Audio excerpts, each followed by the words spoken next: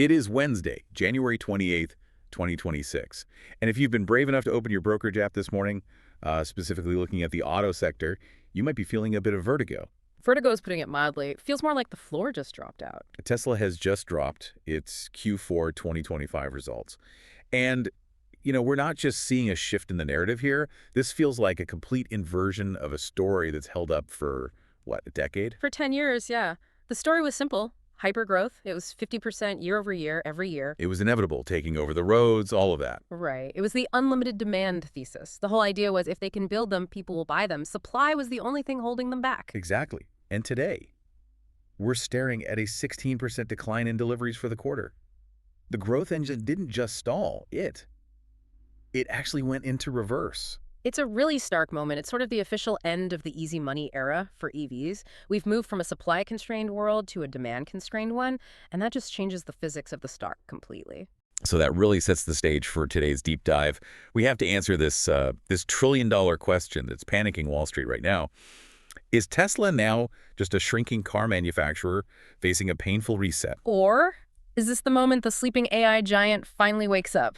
It's the difference between a value trap and, potentially the most valuable company on Earth. And the answer, I think, is hidden in some very, very messy numbers. Before we get into the weeds of these earnings, and believe me, there are a lot of weeds, I do want to mention a tool that's really helpful for context, especially when a stock is going haywire like this. It helps to zoom out and look at the whole market. To track the total market temperature, you're welcome to search and download the iOS app Buffett Indicator from the Apple App Store. It's just a great way to see where valuations are historically so you don't get tunnel vision. Always good to keep that macro view. It keeps you sane when the screen is full of red. It really does.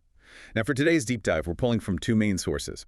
The Tesla, TSLA, Q4 2025 Financial Deep Dive, and the Equity Research, Tesla, Inc., Strategic Pivot Report. Our mission is to look past the scary headlines and figure out the deep value reality here. Is this a bargain or is it a bubble waiting to pop? Okay, let's look under the hood. Part one, we have to start with the cold, hard numbers. The Q4 review. We mentioned the drop, but let's just unpack the magnitude of it. Q4 deliveries, 418,227 vehicles. That's a 16% decline year over year. And to put that in perspective, Q4 is usually Tesla's glory lap. We're used to them smashing records into the end of the year. Right. Analysts are usually just trying to guess how much they'll beat by. This year, they didn't just miss. They actually shrank. And it wasn't just one bad quarter. If you look at the full year, 2025, deliveries were 1.636 million. That's down 8.6% for the whole year. Which officially kills the 50% annual growth target. I mean, that guidance is dead and buried. The math just doesn't support it anymore with the current lineup. And that volume drop, it hit the financials incredibly hard. So revenue dipped to, about $25.7 billion? Down about 3%. Right, but the real pain, the thing that really scared institutional investors, was the earnings. The EPS, yeah. It took a massive hit. It dropped roughly 40% to about 45 cents. Okay, ouch. Let's pause there. A 40% drop in earnings on only a 3% drop in revenue. Why is the profit falling so much faster than the sales? That's what we call negative operating leverage. Tesla has massive fixed costs, right? These huge factories, thousands of employees, all that machinery. Sure. Those costs don't go away just because you sell fewer cars. So when revenue dips even a little bit, it just eats directly into your profit margin. Got it. So the buffer's gone. But why is this happening? I mean, have people just decided they don't want EVs anymore? It's not that simple. It's more of a toxic cocktail of three things. First, you have what economists call demand elasticity issues. Break that down. Elasticity means if I lower the price, demand stretches, I sell more, like a rubber band. Exactly. And for years, Tesla had perfect elasticity. They'd drop the price of a Model Y by $1,000, they'd get a flood of new orders. But that rubber band it's snapped. So the price cuts aren't working anymore. They're not working like they used to. The market seems saturated at this current price point. The magic trick is running out of steam. Okay, what's number two? Second, you have the macro factors. Interest rates are still high. Your monthly payment on a car loan is just painful no matter what sticker price cuts Tesla makes. People buy the monthly payment, not the MSRP. Right. And third, and this is crucial, is the competition, especially in China. It is a red ocean over there. Red ocean as in blood in the water. Fierce, cutthroat competition. You've got BYD, Xiaomi, Zeekr. They are launching incredible cars at really aggressive prices. Tesla isn't the only cool kid on the block anymore. I saw a review of that new Xiaomi SU7. It connects to your smart home. The styling is aggressive. It's getting harder to argue Tesla is the default choice. And that competition eats into margins. But, there was one detail in the report that worried me even more. The inventory build. Ah, the production delivery wedge. Exactly. In Q4, they produced about 434,000 cars, but only delivered 418,000.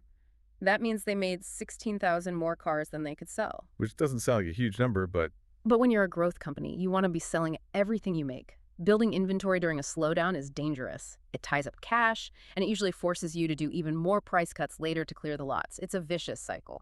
Okay, so the car business is struggling. That's the bear case. But let's pivot. Part 2. The deep value inspection.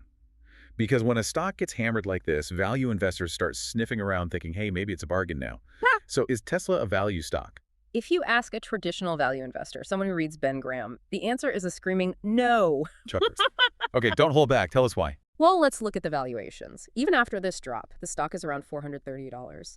With their current earnings, you're looking at a price-to-earnings ratio, a PE, of somewhere between 300 and 400. 300 to 400 times earnings. For context, what's the auto industry average? For like Ford or GM? Ford, GM, Toyota, they usually trade at 5 to 15 times earnings. Wow. That is a chasm. It's a chasm. I mean, Tesla is trading at a premium that is dozens of times higher. Look at price to book. Tesla's at 12 to 20 times. The rest of the industry is lucky to get 1 or 2 times book. So by any traditional standard, it fails the value test. It's not on sale. It fails spectacularly. It's priced beyond perfection.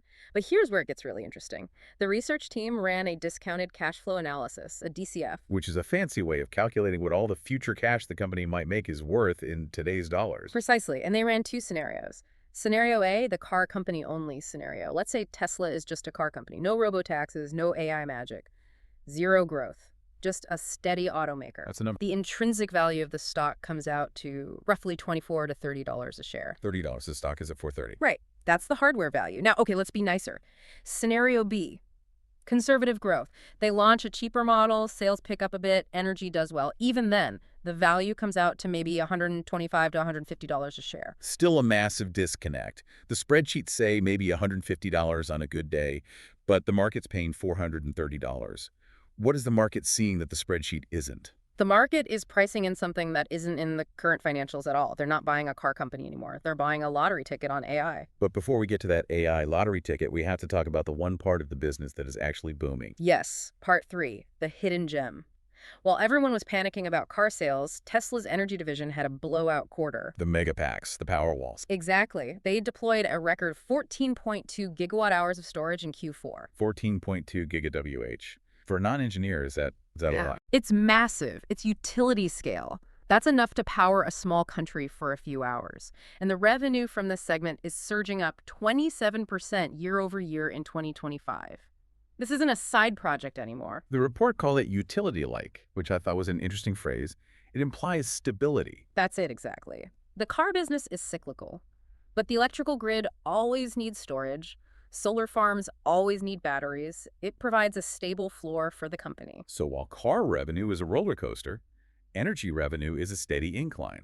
Some analysts think the energy division alone could be worth over $100 billion. It's the thing that stopped total revenue from completely collapsing this quarter. It's the ballast in the ship.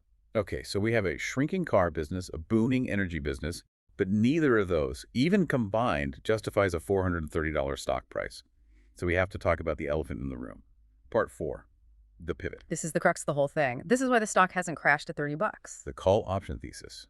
Investors are saying, I don't care about the cars, I'm betting on the robots. It's a venture capital bet disguised as a public stock. And if you want proof, you just have to follow the money. Look at their capex. Right. Usually when a car company sees sales drop 16%, they panic. They cut spending. That's it. They go into survival mode. Tesla is doing the exact opposite. They are increasing spending, guiding for over $9 billion in capex for 2026. $9 billion. And they're not building car factories with that, are they? No. The report specifically notes the Mexico factory is paused. They can't sell the cars they already have. Instead, that $9 billion is going into NVIDIA H100 and B200 clusters. It's going into their Dojo supercomputers. They're buying the brains for the AI. They're building the infrastructure for a completely different business. They want to switch from selling hardware, selling a car once for a small margin, to selling miles. The robo-taxi. Recurring revenue, high margins. Software margins. If you sell a car, you make 15% maybe. If you run a robo-taxi network, your costs are just electricity and maintenance. The margins could be 60, 70, 80%. They'd be competing with Uber, but without paying any drivers. That's the dream. And then there's Optimus, the humanoid robot. Right. The pitch is that Tesla becomes an AI and robotics utility. They solve labor. But we have to be realistic. That is a huge if. It's a massive if. That's why we call it a call option. Yeah. You're paying a premium today for a payoff that might happen in 2030. And the risks are significant. The report highlights key man risk. Elon Musk. He's running Tesla, SpaceX, XAI, Neuralink X. Investors are worried about his bandwidth. Is he focused on fixing the car business or on Mars? And then there's the regulatory risk. Tesla's betting everything on vision-only tech for self-driving.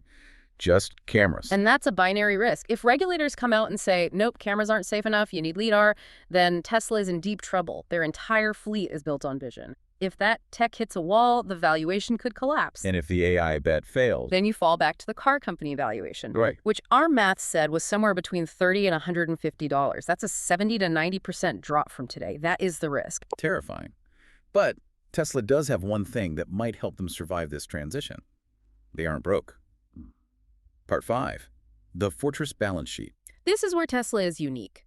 Despite the earnings drop, they are financially bulletproof. They're sitting on a cash pile of roughly $41 to $44 billion. That is a lot of dry powder. And their net debt is essentially zero. A company like GM or Ford is carrying massive debt loads. Tesla has none.